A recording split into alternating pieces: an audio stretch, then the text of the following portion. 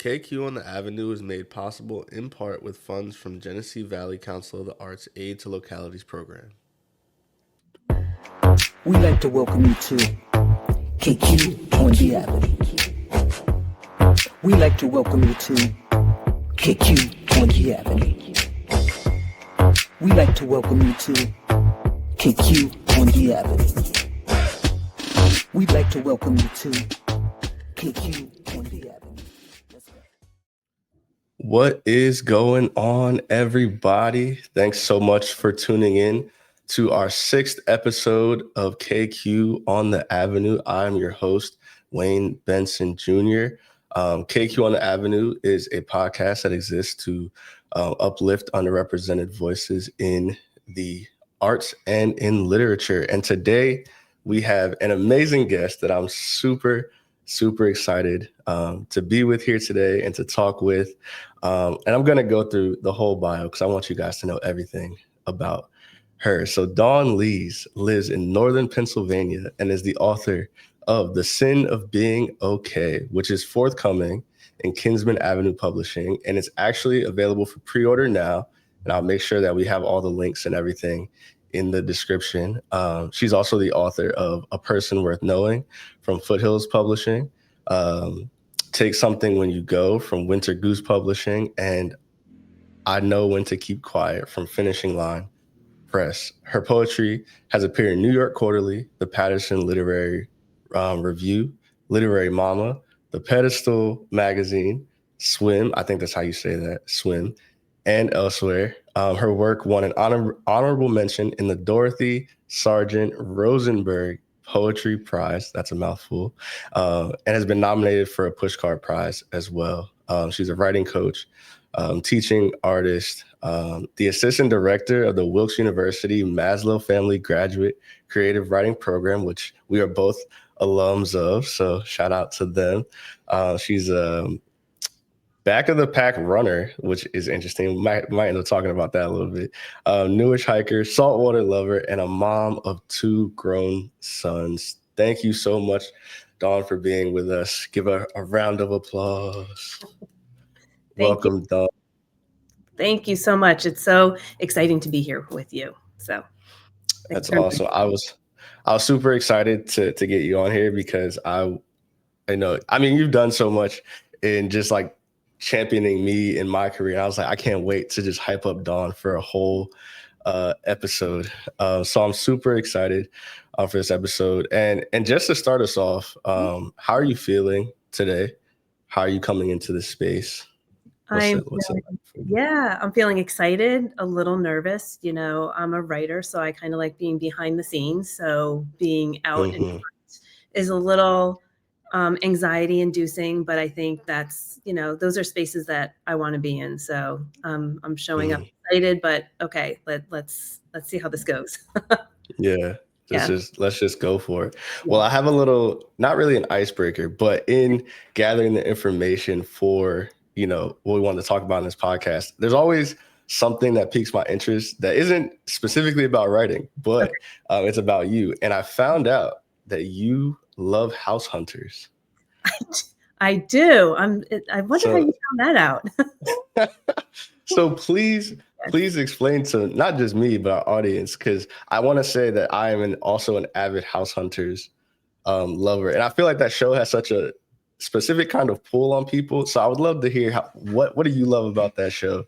I just think I love seeing other places, right? Like place plays a lot of important roles in my work, but I love place. And so whether it's House Hunters regular or international, especially, you get to see all the beautiful places that I've never been and probably never will, you know, get to.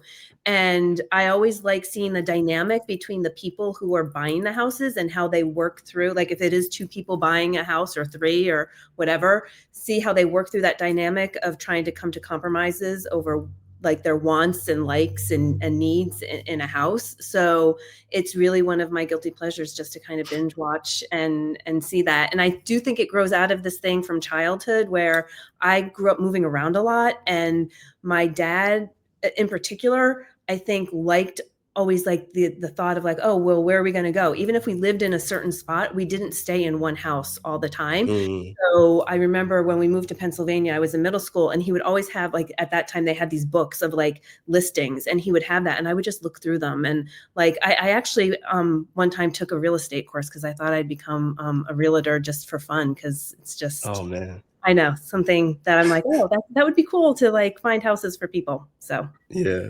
Imagine you became a realtor and you ended up on House Hunters.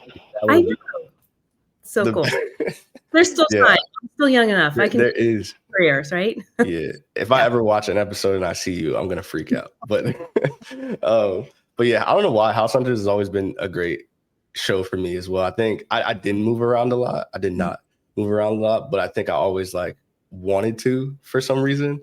Yeah. And so when I would watch it, I was like, man, what would it be like to buy a house here or there and then like go through that whole process? Yeah. Would you say you're usually right about which house they're gonna pick, or are you often wrong? I think maybe 60% of the time. Like, I'm not good Okay, with that's percentages, good. but I'm thinking about 60% of the time. And Yeah. I love watching it with my mom because she and I will kind of go back and forth. Like, sometimes if I'm working from home and we're eating lunch together, we'll put on like a House Hunters or HGTV show, and we'll kind of banter back and forth. And she's pretty good Yeah, at them too. So that's cool. Do you yeah, prefer internationals or yeah, the regular international. internationals? Anything. Okay. Yeah. How about you? I had a feeling. I like I like international, but I do like the regular one better Yeah. because the regular one always seemed more realistic in my brain. You know what I mean? Because I was like, Who has these budgets? I don't know. Like, exactly. yeah, yeah. You're like, our entry level budget is $3 million. You're like, Yeah. Yeah. okay. Yeah, it's just like, oh, what kind of job are you working? Yeah, so it's always Yeah. about that too. Exactly. Well, thank you for sharing that moment with me. Because it's rare to find somebody else who likes House Hunters in the Okay, same way. you might have to continue Um, that conversation offline too, because oh that's a yeah, detail to learn for about you. sure, for sure. So something I always like to ask almost every guest that we have is, what was kind of I like to call it Inception because it's such a great movie, but what was like the inciting incident for you as a writer, and not just like, you know, I started writing, but like, when was it that you were like, you really took hold of it and said like, I am a Oh, writer, yeah, and what kind of drew that out of you? mhm. I was thinking about this question. I think reading drew it out of me. From earliest memory, I love to read. I always had a book in my hand. If we were on a long car ride, I'd be in the back reading a book. And when I was younger, like late primary grade levels, I was a huge Judy Blume fan. Like, I read all of her books, and I liked being able to go into a story that was not real to my world, right? Like, my world had some chaos in it when I was growing up, and a lot of change in terms of moving. And I was a quiet, anxious kid, and so I think that added to that feeling for me sometimes. So to be able to like go into a book and go into another world, or read things like Judy Blume wrote about, that there was like this connection of like, oh my gosh, I'm having these feelings and this character's having these feelings. So maybe I'm not just this weird little kid, right? Maybe there's some Mm, kind of connection to other people. So I think that really made me like see that you could tell these stories. And then I started writing when I was about 10, and I wrote these personified stories like about a skyscraper and a typewriter from their point of view. And that's really when I first thought like, wow, this is fun. And I can like this and enjoy it. And growing up, I knew all I wanted to do was be a mom, a writer, and a teacher. So whatever that word meant to mm, me at that age, it just really stayed with me, through my teenage years and into my early adulthood.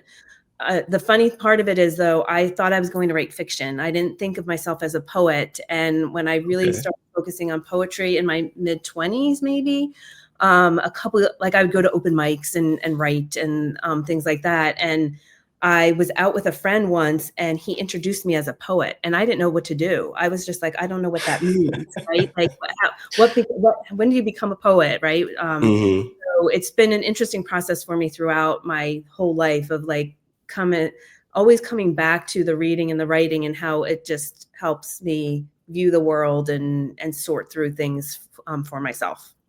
And at the time when you, I guess, weren't looking at yourself as a poet specifically, were you still reading a lot of poetry?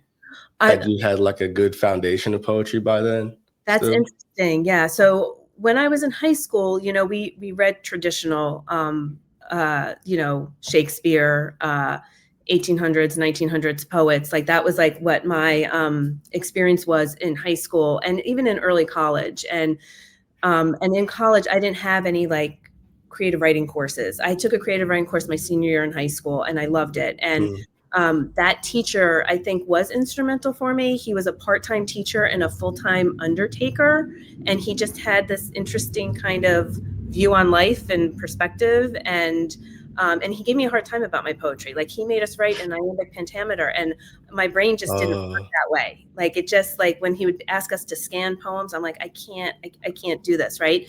But I still have the typewritten poems I wrote in that class with his handwritten comments. And he's no longer on this earth. Like he died several years ago. I didn't really have any contact with him as an adult, but a friend of mine did. And she's like, he followed you. Like he knew what you were doing as an adult, as a poet. And it just kind of like warmed my heart to know that. Like I had no idea that. Goodness. Yeah. So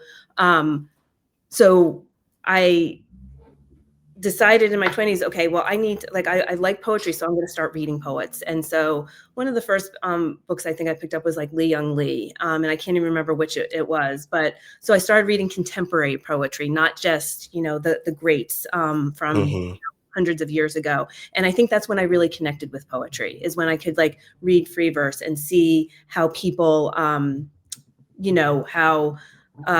people wrote differently than in iambic pentameter. Yeah, I'm so glad you said Lee because he's up there in my top greats in terms of like poetic styles and different things like that. So that's super awesome. Well, thank you for sharing that. I think it's always great to know. I mean, and also great to reflect as a writer, like where it all kind of started. The love for this thing, because I think writing, and especially writing poetry too, can be a labor of love, and the return might not always match the amount of love we put in to it. And so I think it's always great to reflect on, kind of where we kind of grew that love of the writing. And one of the things I love, and one of the reasons I'm really happy that you're here on this podcast, because I think, so KQ is obviously, Kinsman Quarterly is obviously a place where we seek to uplift underrepresented and BIPOC authors, right? But I think there's also a place and a space to uplift those who do the uplifting as well. And as a person who personally has benefited from your uplifting nature, I think it would also be great for our audience to kind of understand kind of how you're connected with KQ, how you and Monique are together. And Monique made me swear to make sure to quote, just how much and how instrumental you were and are, but even in the early stages of Kinsman and helping underrepresented voices find a home for their work in like the Black diaspora and Native voices and the Kinsman Quarterly magazine. So one, thank you for all that you do in uplifting underrepresented voices. But two, what does that mean for you? Like, what does that look like in your life, uplifting others and underrepresented voices in your work, in your life? Just kind of share that with us. Well, thank you. It's a hard question for me sometimes to like really sit with, because I think for me, I'm always looking for ways to do that, right? Like, I think that there are so many voices that need to be heard, right? There are so many things that we need to learn in this world that we can only learn from certain voices. And so for me, if that's like, how can I tangibly do that, right? Like, I think I've always been this person that just wants to see the good in people and to see like the good win over evil, right? Like that constant battle. And so for me, it's a tangible way is to support other people, to support BIPOC voices and underrepresented voices in a way. So if that means like, Monique saying, hey, I need some help with editing, proofreading. And I'm like, yes, I want to do that. So, but for me, I have not lived those experiences. So I want to make sure that their voices are preserved in the way that they want to be heard. So when I worked, especially early on the anthologies that you mentioned, it's like I would approach the editing like, here's what I'm seeing, but if you mean something else, like you need to leave this alone. Like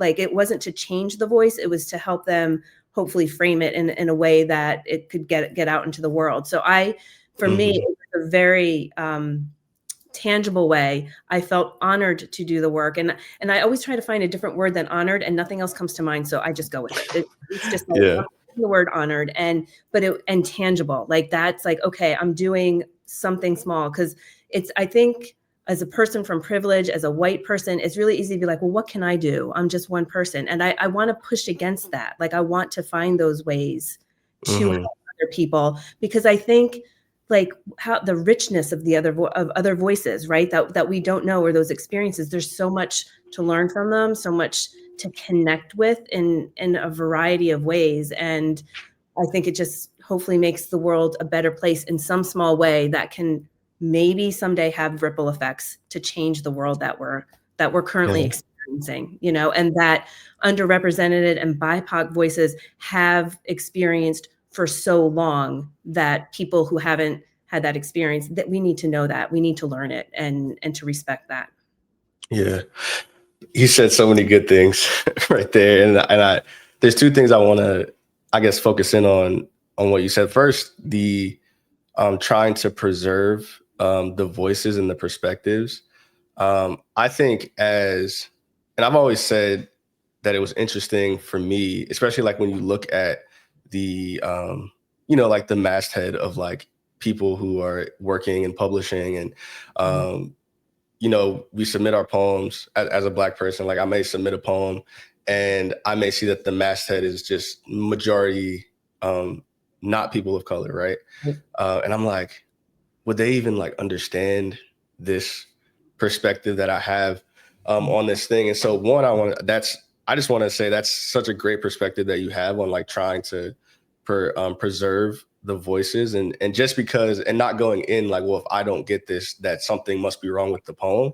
Right. I think that's definitely something that people could take away from what you just said. And I think that's beautiful. And I hope that a lot of other editors are taking that approach in terms, because it's one thing to just say, we want to uplift underrepresented voices and we want to do this. But if you're not taking the time to try to understand the stories and understand what's going on, then it almost like goes away in a way, because it doesn't actually do anything. But also, I just love that you have like, because I don't even think we've had many conversations about just like the work you were doing in the background, just in trying to, uplift voices and stuff like that. But I've always said like doing the work is a lot more important than just saying it. Like I think saying it is important because you need people to know that you're advocating for them, right?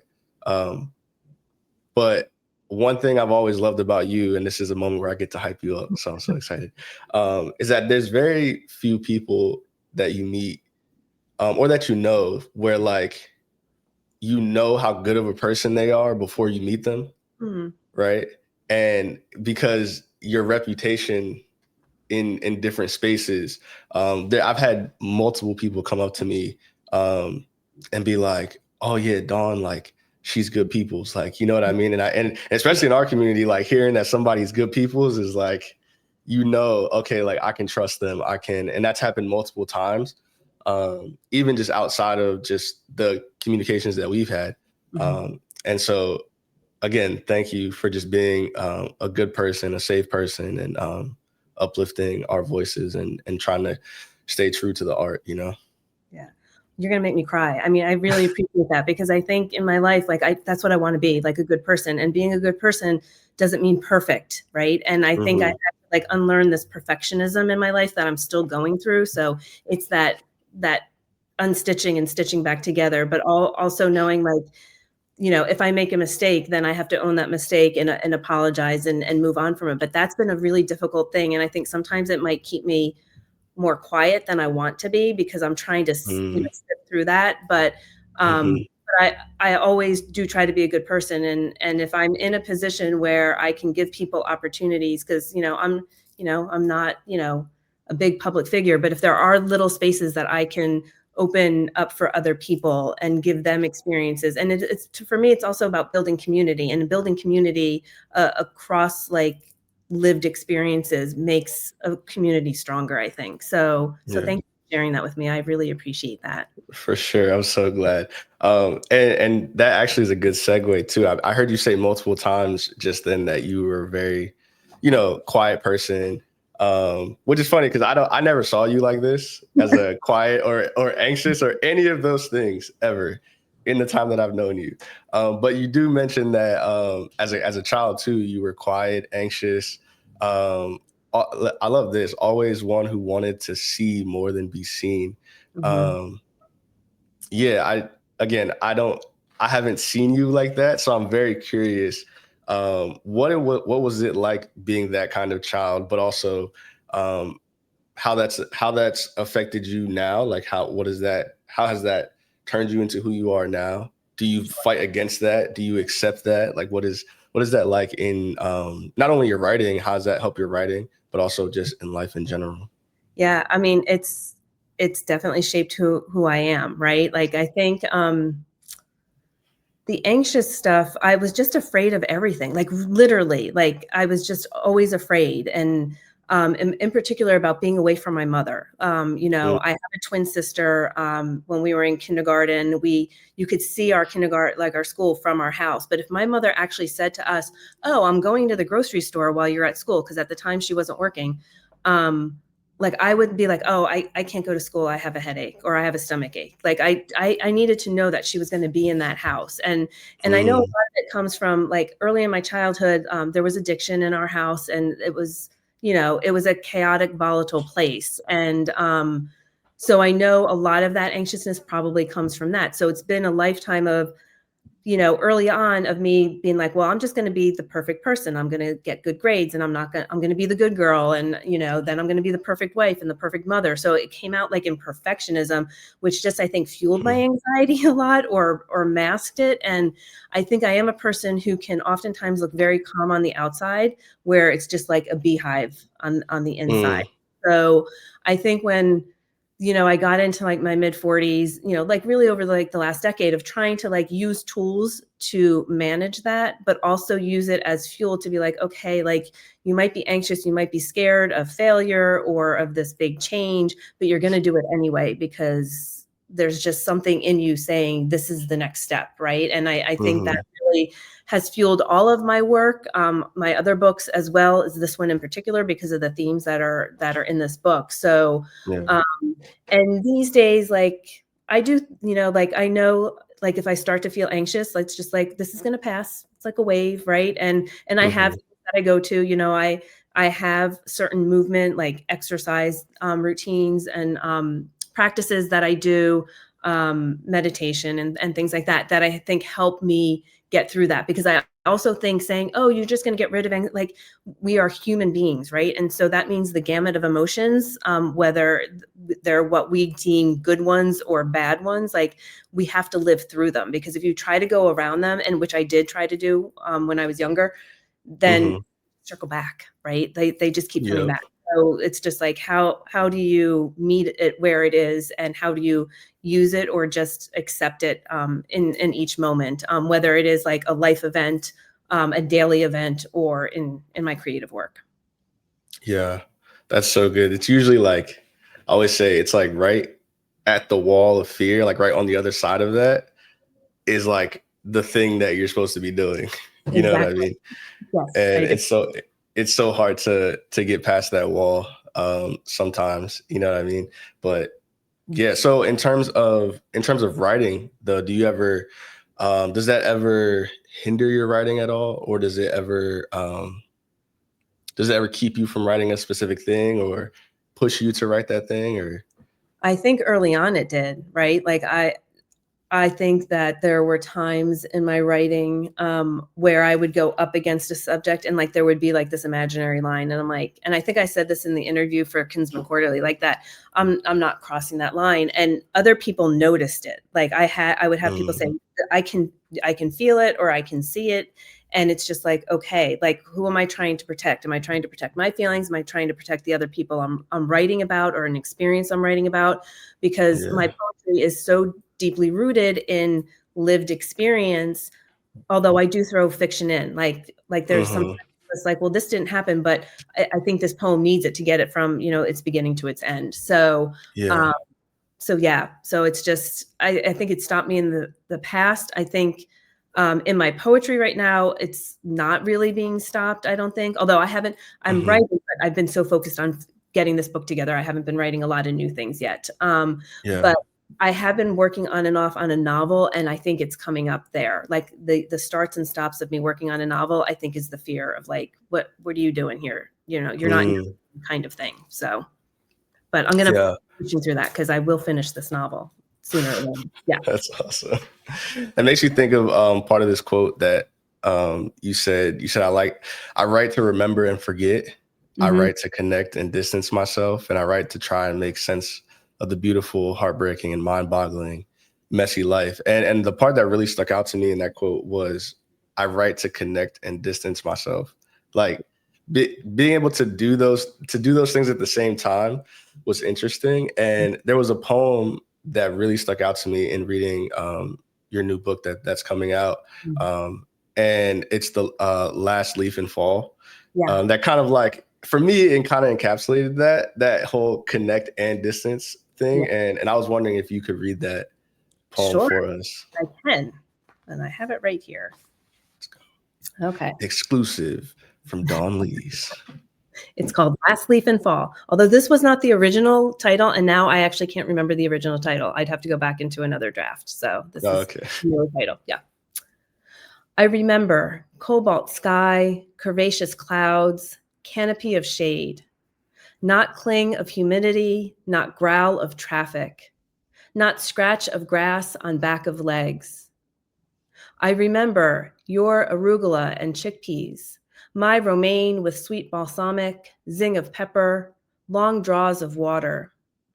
I remember talking, but not the details, not the timbre of your voice, how you spoke with me, not around, above, or through. I remember you clearing your throat before, tell me something about dawn. The pause, a whoosh of air, seconds of silence, swirl of thoughts landing on, I don't know who I am. Not what I said, not I am a mom, not I am a wife. I swayed like the last leaf in fall, not wanting to let go. I remember tilt of a world now off kilter. Thank you so much. That poem is, I think for me, when I keep thinking of that connect and distance at the same time, the lines where you talk about, like at the end where it's like, I swayed like the last leaf in fall, not wanting to let go. I could vividly see this in my head. And I just saw you, well, we'll say the speaker, but I saw you sitting in a chair and just doing one of these and just trying to like cope with the moment of like, I'm here, I'm not running, but I'm not fully engaged, but I'm kind of just doing this sway. Is that kind of where that kind of stemmed from? Where did this poem stem from, actually? It stemmed from an actual event, a lunch that I had outside with a friend, and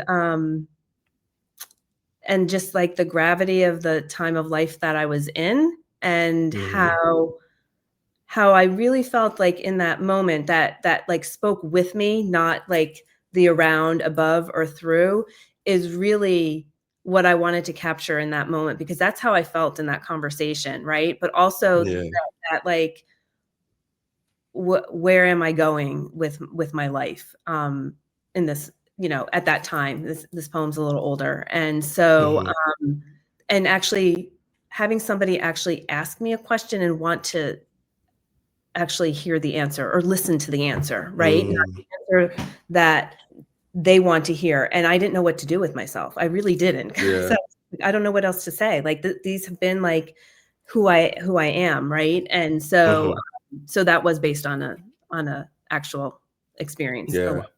Yeah.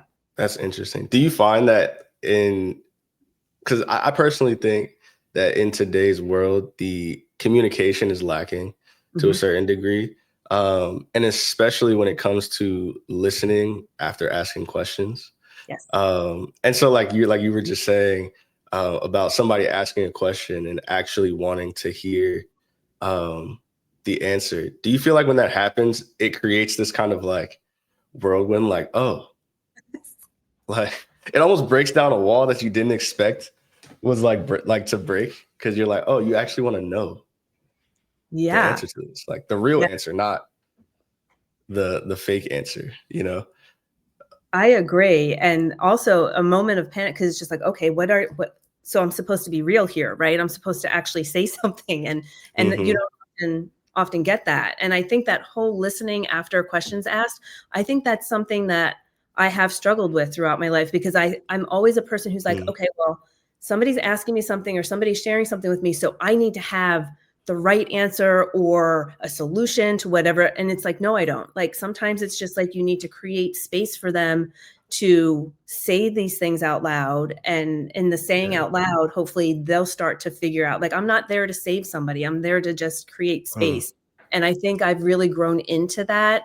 And it feels better than always trying to jump at something to offer them a solution. And I've learned this with my adult children, right? Because they're adults. Hmm. They're off adulting. And if they share something with me, I have really trained myself now to say, do you want me to, would you like to hear what I have to say? Or do you just need a space to say this out loud? And I think that's much better than me trying to like mom them like they're 10 and 12, right? They don't need that anymore from me. Yeah. Yeah.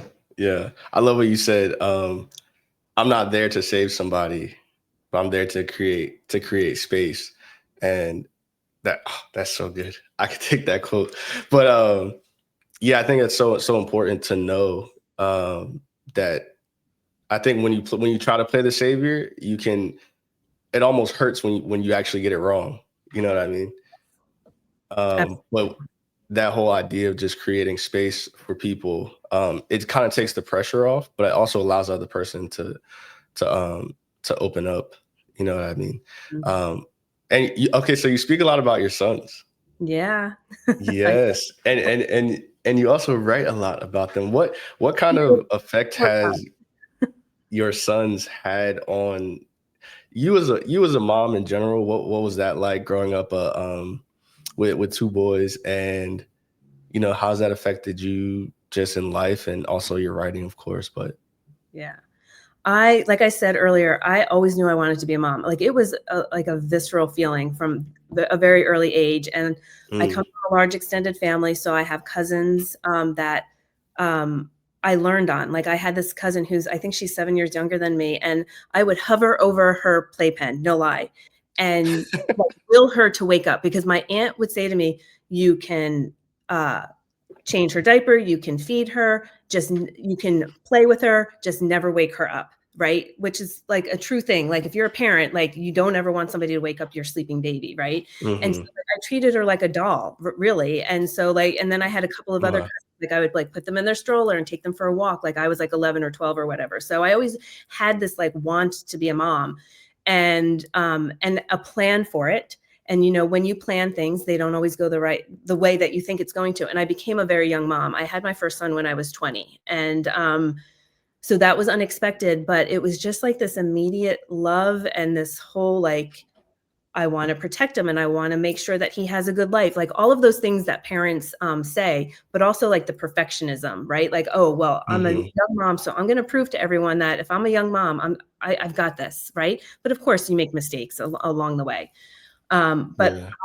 I just loved being their mom. I still love being their mom. Like they don't live near me. I just got back from a visit. My older son lives in Nashville right now. And his birthday is on Sunday on the 28th. So Okay. He's going to be Happy 30. birthday. Yeah, Ryan.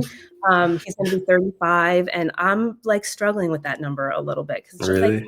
my baby get to be 35, but it's a different experience when they're older, right? As like we do have like this adult relationship now, which I'm hugely grateful for. And so, but I do like I write about the people and places in my life. So unfortunately, for them, maybe I write a lot about them, right?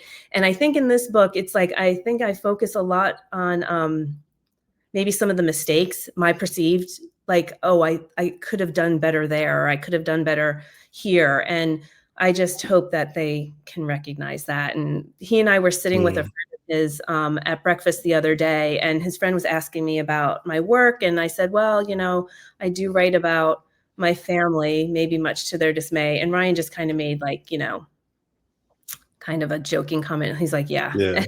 So it's just like, yeah.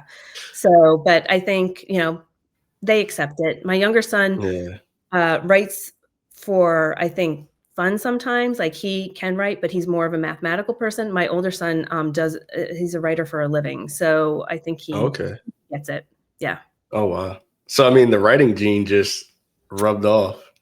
I don't know if it was me. Like we have extended family too who are writers. So, I kind of come from an extended family that there's a lot of creative people in it. That's awesome. I'm not gonna make you read this poem, Okay. but this is a poem that I really, really did love. From The Sin of Being Okay. It was Groceries for One. Yes. And the reason I even bring that poem up is obviously, you're a mom of two sons, right? But something that really stuck out to me in that poem was just the worry. There was like this thing about like, I just want to make sure, they're okay. Yes. And obviously me not being a mother, I can't really, really deeply understand that deep desire to just constantly make sure that my kids are okay. But I'm curious because in that poem they were kids, right? But how does that worry change or evolve as they grow up? Because you kind of allude to it in the poem, what it's like now to worry about them. But especially in the times that we're in, where the world is just every day is constantly something new. Like, what is it like to worry about adult sons in today's world? Yeah. I don't know where I got this idea when I was growing up or when they were little, that it's just like, okay, the worry ends like when they're 18. Like, no, it does not. I think the worry changes, right? Like, it's like, oh, did they get the job that they wanted? Are they doing okay? Like they moved to a new city. Like my younger son, he moved to Seattle not knowing anyone, like just for a job. And then he's out there by himself, right? And having to make those, connections. And he was in his mid-20s when it happened. So it is, I think it changes. The worry changes, certainly. It's not like I'm waiting, like if I wake up and their car isn't outside, like what happened to them? But it is just this more like, are they living a life that they truly wanted? And how are they navigating like everything that is going on, in the world today? So there's worry, it's different. And it's more of like, I guess, concern. And I think any parent would say, I want my kids to be healthy and happy, which is a great thing to say, but that's not life, right? So it's, I think, leaning into knowing that they each have very strong support systems around them. They have like solid friend groups, and they have a great friendship as adult siblings, which to me, I think is one of the biggest gifts I could have, to know that, they don't, again, have a perfect relationship, but they have this adult relationship with each other. So, so maybe that's why I write about it too, right? To kind of like work through all of that worry. And also this wonder of like, I have these, that like, I was like, we were like the center of each other's universes, like when they were growing up, right? And now they're just like off doing these adult things that are, I think, kind of cool. And, and I always said to them, like, and it's in a poem in another book, like, I always said, you go wherever you want to go and I'll come visit. Like I was never a mom who's like, you need to stay in your hometown, right? It's just like you go, and wherever you go, I'll find you, kind of thing. And they've both lived in, cool places. So it's you go visit. Yeah. Do you think that's made that, because I think sometimes when you grow as a son, right? I think sometimes there's this like, for the son, there's this pressure to keep going back, right? Oh, yes. I got to go back and see my mom. I got to go, I got to make sure that relationship stays strong. There's a little bit of that pressure. Do you think that your willingness to go to them has strengthened or created a different kind of bond between you guys? I would hope so. I might ask them. I might text them after this, right? To see what they say about that. I think, family is important to both of my kids, and which I love to see. And again, we come from this large extended family on my mom's side, and they have kept relationships. And my kids are very close to my parents as well, to their grandparents. They were really like a second set of parents to them. And so my younger son calls my mom and dad like every Monday night just to check in. Oh, wow. Yeah. So I think that they do feel that. I hope it's not just like a weight of responsibility. I hope it's just like, okay, we're just going to check in with everyone and see how people are doing. And they do come here. They come here on holidays, and they were both here this summer for my mom's birthday, which was really cool. Okay. But I hope, like, I am going to ask them that, Wayne. Thank you. Yeah. Oh man. Tell them I'm sorry. I didn't mean to get them in trouble. No, you're not going to get them in trouble. No. I was thinking too, I was like, man, if my grandma sees this, she's going to be like, you don't call me every Monday. You don't call me every Monday. I know. Oh man. It's totally fine. But yeah, so now like to get into the book, the sin of being okay. Yeah. One, I just love the title, right? Like it's almost like the title is a poem in and of itself, right? Like, and just kind of let us know like where that title came from, how you landed on that, and also just like what that title even, just that phrase means to you. Yeah. So when I first started, like, oh, I think I have a collection here, so I'm going to start pulling all these poems together and say, excuse me, that was not the original title of the book. Okay. And so when I got it together and I was putting it together as in an order. When was that, by the way? Around what times? Were you starting to like see it kind of form the book? Yeah, probably a couple of years ago. And it's interesting because one of the main themes of this is like the end of a relationship, right? And a very, like, I was married for 26 years. So trying to sift through that. And I resisted writing about this. Like I did not want to write about it. And it was like during the pandemic, another Wilkes alum, Craig Chury, he was offering like these Zoom workshops. And so it's like trying to get into community, and we would be writing. And in my head, I'm like, I don't want to be writing about this. And that's what was coming to the page. So I'm like, okay. Yeah. There's something it's gonna come out regardless. Yeah, I have to kind of go with this. And so and then, but the poem that the title of the book came from, there's a poem called Sin of Being Okay. That poem I only wrote several years ago, I think. And it's actually a line in the poem. And so for me, it's like I was in this, marriage, and you're not, you're supposed to be death till death do you part. And that's not how our story ended.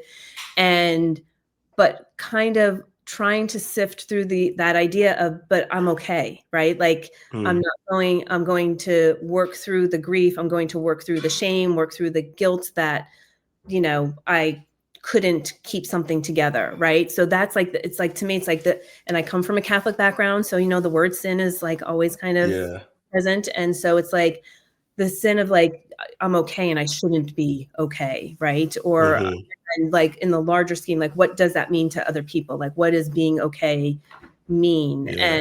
And so when I was trying to title this poem, like I do what I do and I ask friends. It's just like, oh, here are some things that I'm thinking about. And I shared the manuscript with a few people, and they're like, well, here are some things that rose to the surface for me. And I'm like, wow, I really like those. And I had notes in a document, and it said other possible titles. And a friend of mine read that and thought, oh, I read that as Other Possible Tides. That might be a good title. I'm like, yeah, that might be a good title. So Interesting. yeah, so we're kind of like thinking about that. I was thinking about that, and I had a bunch of cousins in town, and I'm like, what do you guys think of like Sin of Being Okay or Other Possible Tides? So we were going back and forth, and a lot of people were landing on Other Possible Tides.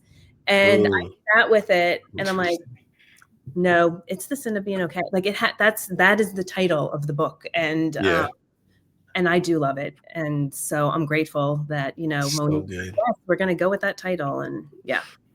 That's awesome. I love that you mentioned the Catholic background too, because I feel like especially with the book kind of not being all about, but obviously having to do with this end of a relationship, and especially a marriage, like what, and then knowing kind of vaguely the what a Catholic background might do to someone mentally who's getting out of a marriage, right?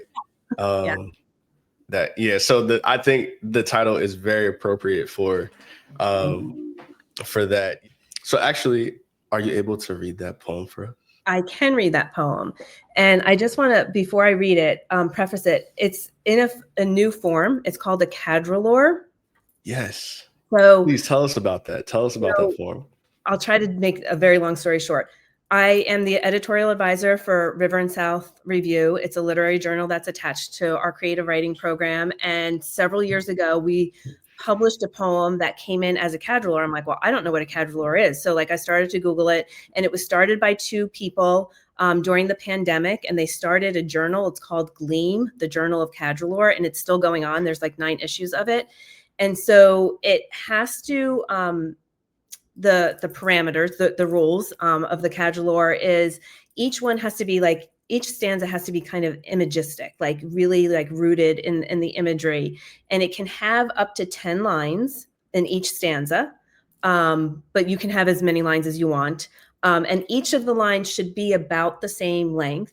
And then the 5th stanza, the ending stanza, is supposed to be, I think, what they call like the golden thread, like kind of tying all of them together. But each stanza should be able to stand alone as its own little mini poem, like if you pulled it out. So I wrote this one, and I was having a really hard time. I couldn't get the 5th stanza. I just couldn't get it. I wrote it, I think I taught it at a workshop, and I wrote the first 4 stanzas at a workshop, and I just couldn't get it. And then I was at a writing group that our program director runs in Scranton monthly, and it just came to me. And that was like maybe months after I had written the poem. So it's a quadrilleur. So wow, that's awesome. Yeah, 5 stanzas. The Sin of Being Okay. 1. You drew triangles, circles, squiggly lines, and margins above math problems with purple pen under reading notes. Teachers expected answers you couldn't find outside the windows, past the flat playground, horse farms, and cow pastures, just the tip of your imagination. 2. He dreams in tie-dye, every bright yellow flowing into pink, green, blue, orange. He sees dream you before real you, teased hair, rugby shirt 3 sizes too big. Real you rarely smiles, worry lines settling into forehead. But his voice reaches you, unfolds your mouth. 3. How you describe the color of water. Blueberry, shallow as your grandmother's eyes, violet like your cousin's middle name, blue as a marble skittering across terrazzo in midsummer sun, muted trumpet in a city club, your favorite pair of Levi's decades old, a lover's voice saying, I'm sorry. 4.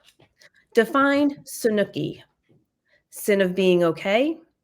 Collage of photos with faded edges. Lying naked in the woods. Late spring snow. Gold star for breaking the rules. Crying during sex. A dream that can't be let go. A period with hot flashes. Underwater sounds of an abandoned ocean. 5.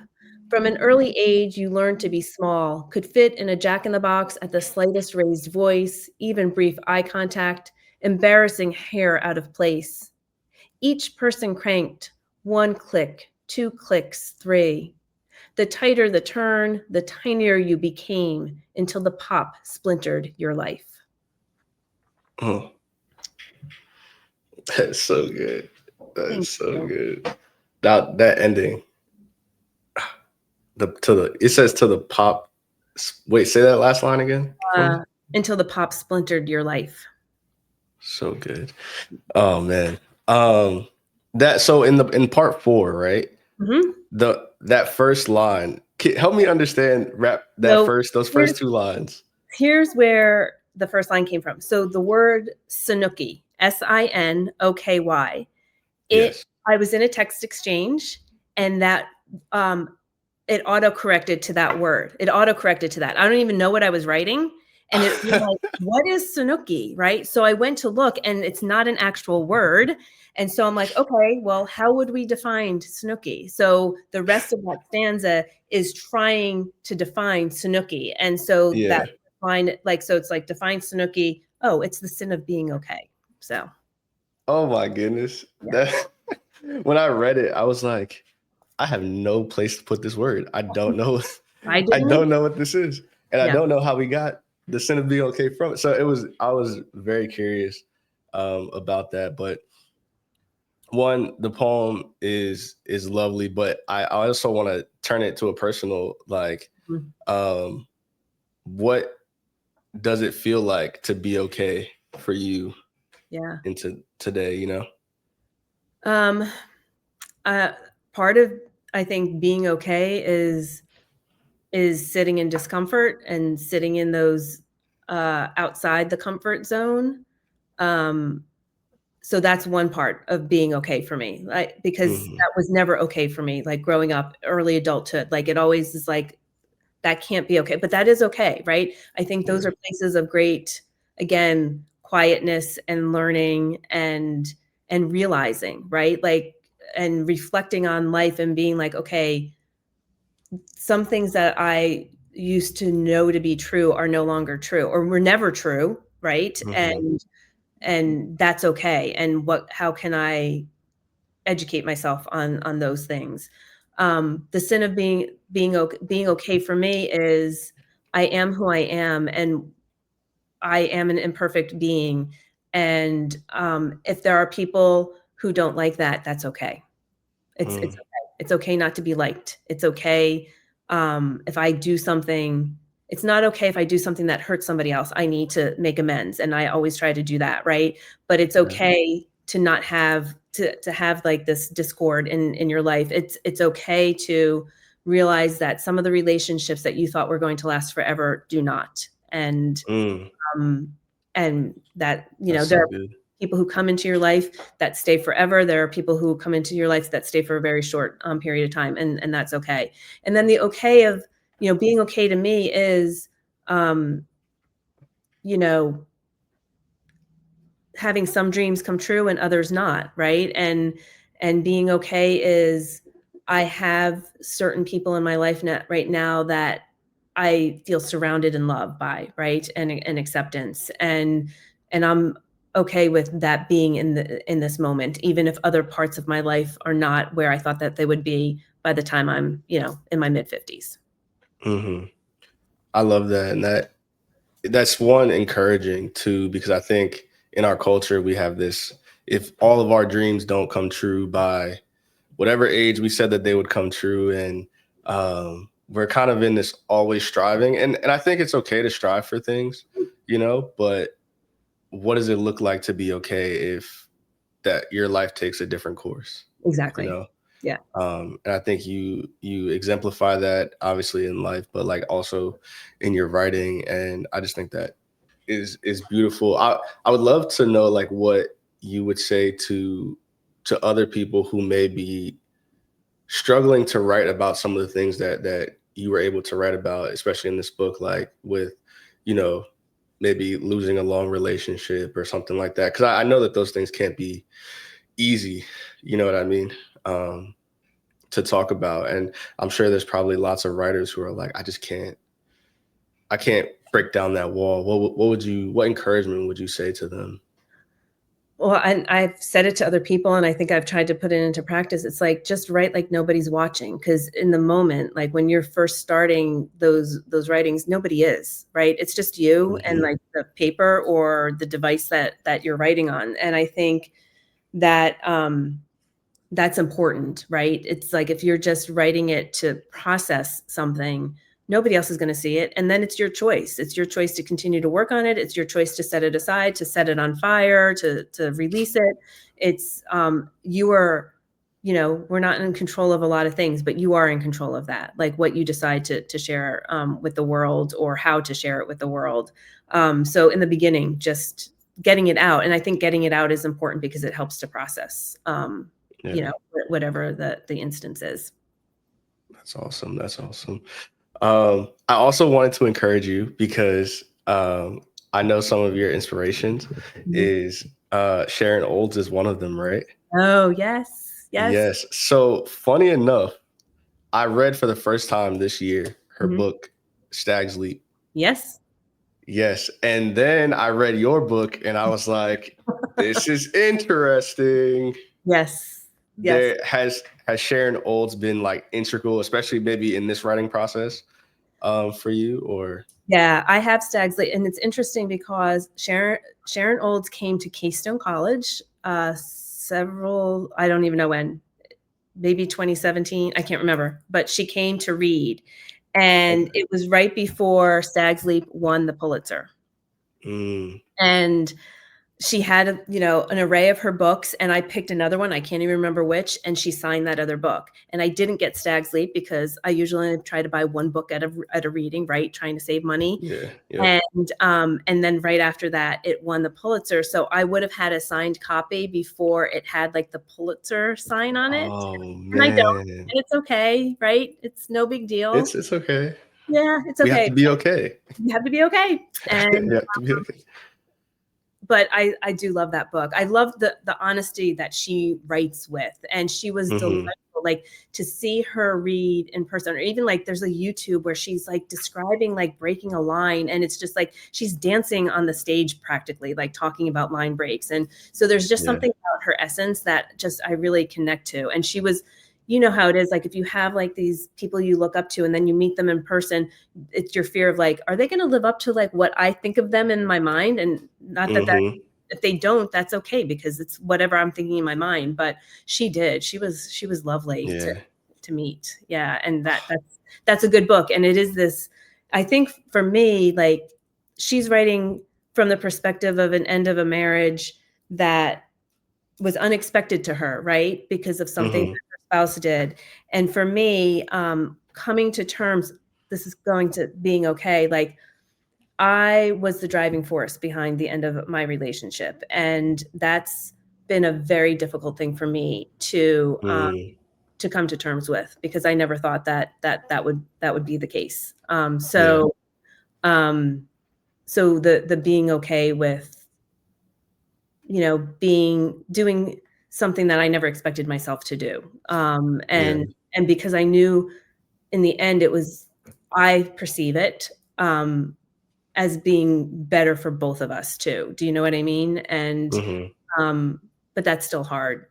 It's Yeah. hard to reconcile. Yeah. Yeah. No. Wow. Thank you for your honesty and just your vulnerability on this platform as well. What I always like to do before we end, if there's any last words, any last encouragement from life and writing, whatever it may be that our audience could glean from you, what would that be? Yeah. I think it's just to really, if you are a writer, tell your story, tell your stories, right? Plural, because there will always be somebody out there that you will connect or reach with. Like me reading Sharon Olds' book, I'm like, okay, like I can hold on to something, right? So I think it's, whether it's scary or exciting to you, tell your story. Tell your story. Yeah. And in life, really, and again, I feel like a walking cliche. It's like, it's okay to make mistakes. You move on, you learn from them. Like, there is no perfect in this life. And if you making mistakes leads to more learning or growing or connecting with other people, like, I am a big believer in connection and community. And I think that's how we're going to hopefully evolve into whatever iteration humanity is going toward, is those people who do not give up and who continue to share their art, because I think there's power in that. Amen. Well, thank you so much, Dawn. Thank you to everybody who was listening. And make sure you pre-order The Sin of Being Okay. But it is okay to be okay. Just remember that. And thank you guys for tuning in. Until next time.